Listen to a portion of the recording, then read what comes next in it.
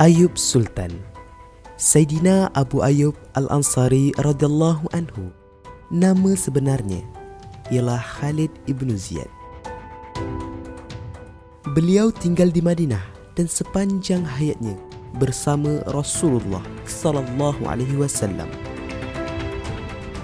Beliau juga tidak pernah meninggalkan Rasulullah sallallahu alaihi wasallam sehinggalah baginda wafat. Barulah Sayyidina Abu Ayyub Al-Ansari radhiyallahu anhu berhijrah keluar dari Madinah. Beliau juga pernah tinggal di Palestin dan Syria. Beliau antara sahabat besar baginda Rasulullah sallallahu alaihi wasallam. Sangat luar biasa membuktikan kecintaannya, kesetiaannya, pengorbanannya, fahamnya dengan setiap kehendak baginda Rasul.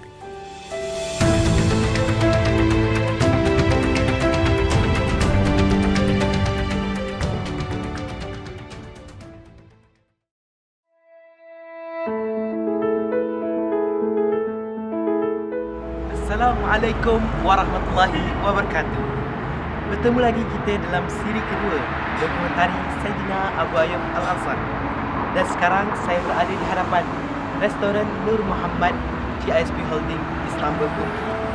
Dan hari ini insyaAllah kami akan bergerak ke salah satu daerah yang dinamakan Ayub Sultan, demi untuk menyambung dan mengupas lagi kisah Saidina Abu Ayyub Al-Ansari.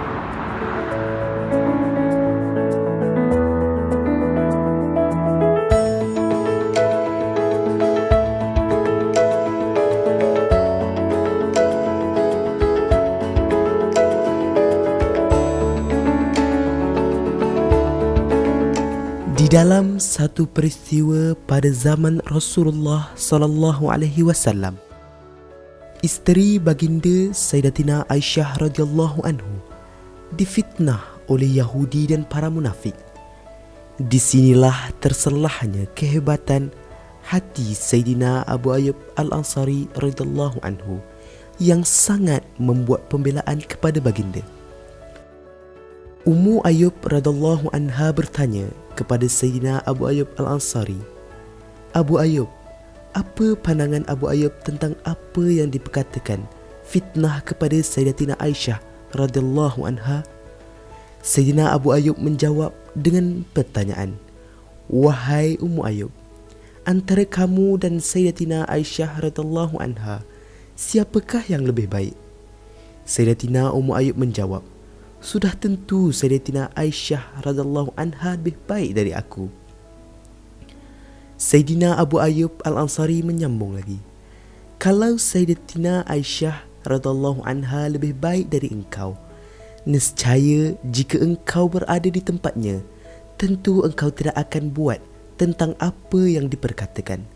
Jadi apatah lagi Sayyidatina Aisyah radhiyallahu anha yang lebih baik dari engkau, takkanlah dia boleh buat apa yang diperkatakan." Dan apa pula yang dikatakan Sayyidina Abu Ayyub Al-Ansari kepada para sahabat? Nak dibandingkan pula aku dengan sahabat yang difitnah. Bersama dengan Sayyidatina Aisyah radhiyallahu anha itu, dia jauh lebih baik dari aku. Jikalau aku berada di tempatnya, aku pun tidak akan melakukan hal sebegitu rupa pada Sayyidatina Aisyah radhiyallahu anha.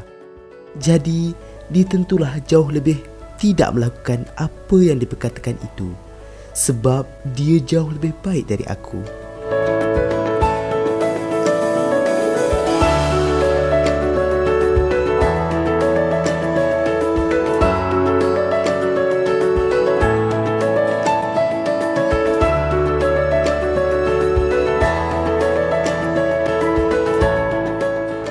Jadi alhamdulillah kami telah pun sampai di salah satu daerah yang dinamakan Ayub Sultan. Sepertinya sedia maklum, di daerah inilah dan di bawah bukit inilah terletaknya masjid dan makam Sayyidina Abu Ayyub Al-Ansari radhiyallahu anhu. Dan inilah salah satu kehebatan hati Sayyidina Abu Ayyub Al-Ansari yang perlu kita contohi.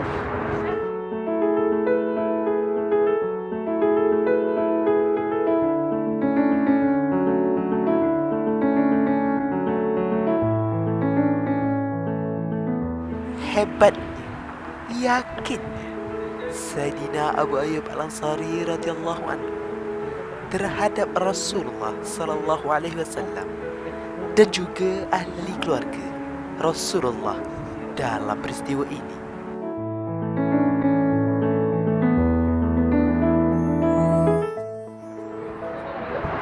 Di waktu yang sama, bagaimana Sayyidina Abu Ayyub Al-Ansari radhiyallahu anhu, salah seorang sahabat besar Rasulullah sallallahu alaihi wasallam, tapi begitu sekali hatinya yang sangat merendah diri, terserahlah kehebatan beliau, lahiriah dan rohaniah Sayyidina Abu Ayyub Al-Ansari radhiyallahu anhu di sisi Rasulullah sallallahu alaihi wasallam.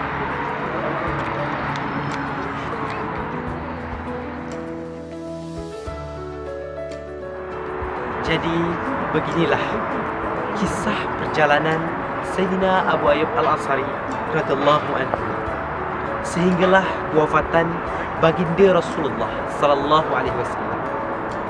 Ketika kewafatan baginda Rasulullah sallallahu alaihi wasallam, umur Sayyidina Abu Ayyub Al-Ansari radhiyallahu anhu sekitar lingkungan 70 tahun ke 80 tahun.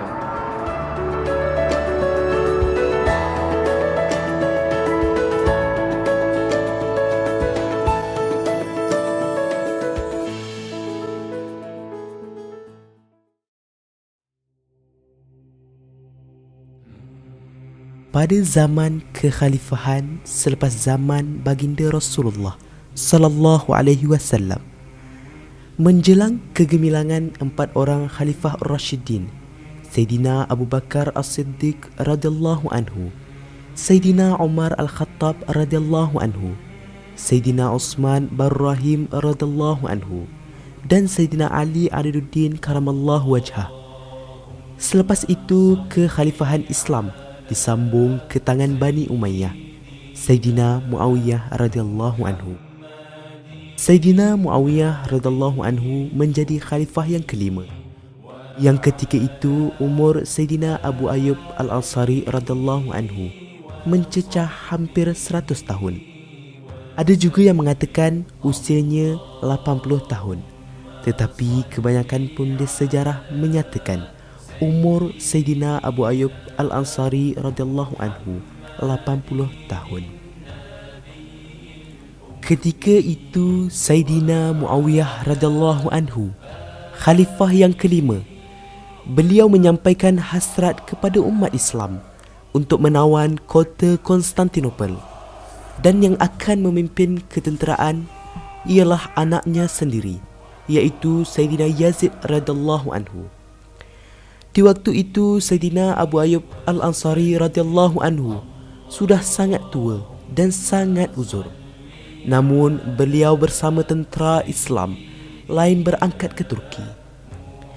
Jadi mendengarkan sahaja gendang jihad ini menjadi satu berita gembira dan ditunggu oleh para sahabat, kerana mengenangkan peristiwa baginda menyebut bahawa kota Konstantinopel akan ditawan oleh sebaik-baik raja dan sebaik-baik tentera.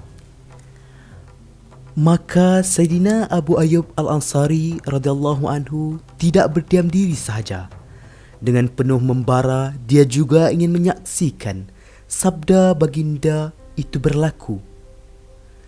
Terlihat di ketika itu anak-anak dan cucu-cucu Sayyidina Abu Ayyub Al-Ansari radhiyallahu anhu menahan dan mengatakan, "Cukuplah jasa dan bakti kau kepada Allah dan Rasul. Sudah sangat terbukti engkau membela Allah dan Rasul. Cukuplah, biarlah kami golongan muda ini yang akan pergi, sementelahan engkau berehatlah dalam keadaan engkau yang sudah sangat uzur."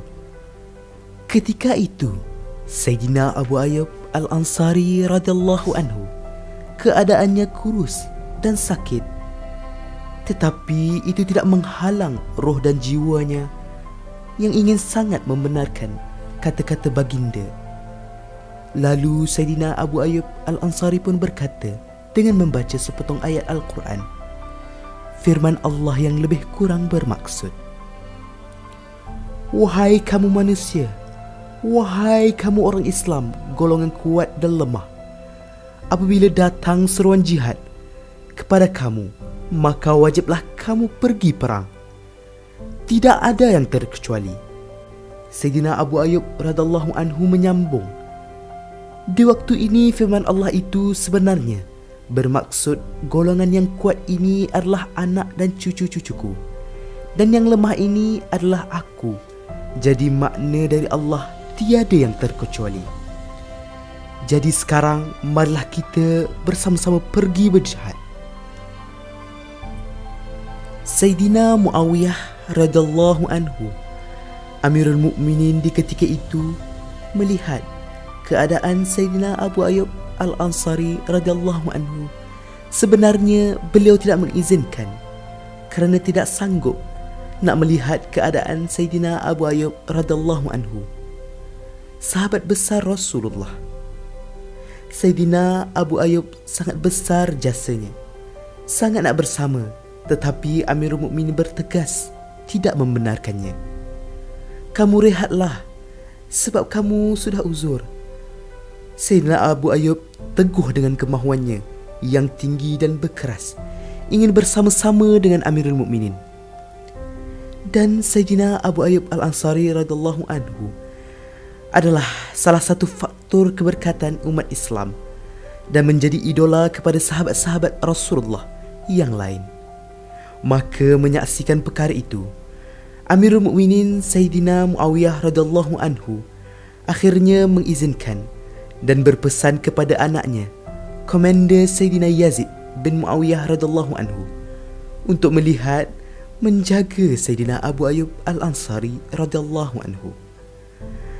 Sepanjang operasi itu, Sayyidina Yazid radhiyallahu anhu banyak memastikan kesihatan dan makan minum Sayyidina Abu Ayyub Al-Ansari. Inilah pelajaran dan tauladan bagaimana tekad, jiwa, roh dan fizikal lahir ini tidak akan menghalang bagi orang hati yang sangat mabukkan Allah dan Rasul. Sayyidina Abu Ayyub Al-Ansari pergi penuh persiapan jiwa dan raganya dengan niat ingin syahid di bumi Turki dan dimakamkan di Turki.